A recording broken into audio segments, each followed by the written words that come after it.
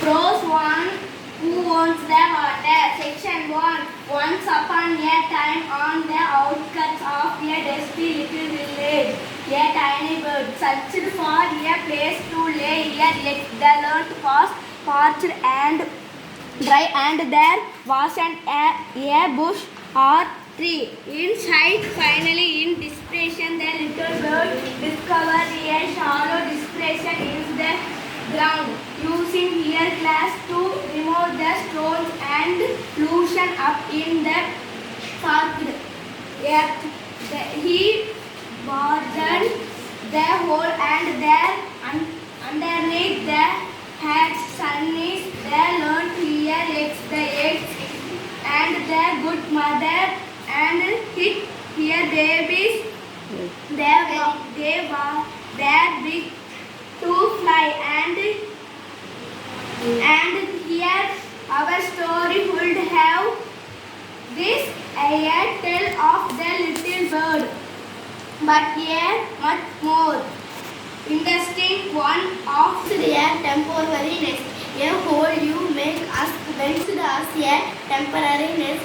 A hole you make as when could be interesting about a hole in the ground. Will this hole greed to be good important, as you will discover. For some time the hole remained dusty and underneath until one day a passing wild was settled his rump into the depression. The pit was not comfortable enough, and getting up he scrapped and hung, craving a bit of both.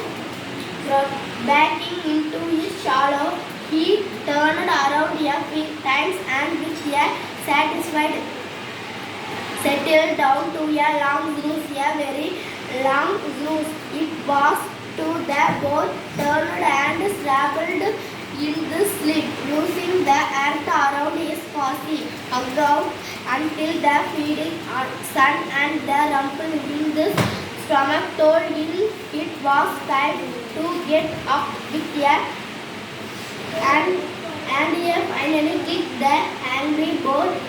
He stepped without a backward, and it that it you will, to which I will reply to. Owns the water. Section 1. Once upon a time, outskirts of a dusty little village, a tiny bird searched for a place to lay her eggs. The land was parched and dry, and there wasn't bush or tree in sight. Finally, a desperation, the little bird discovered a shallow depression in the ground. Using her claws to remove the stones, loosen up the backed the hole, and there underneath in the hot sun he laid here eggs. The eggs hatched, and the good mother protected and feed her babies until they were enough to fly away.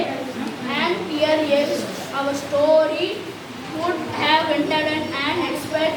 This isn't a tale of the little bird, but a much more interesting one of the hole they used as a temporary nest. A hole you may ask what could this hole grave to be pure important, as you will discover. For some time the hole remained dusty and unturned until one day a passing wild boar settled his rump into the depression. The pit was not comfortable enough, and getting up he scraped and dug, carving a bit of more hospitable,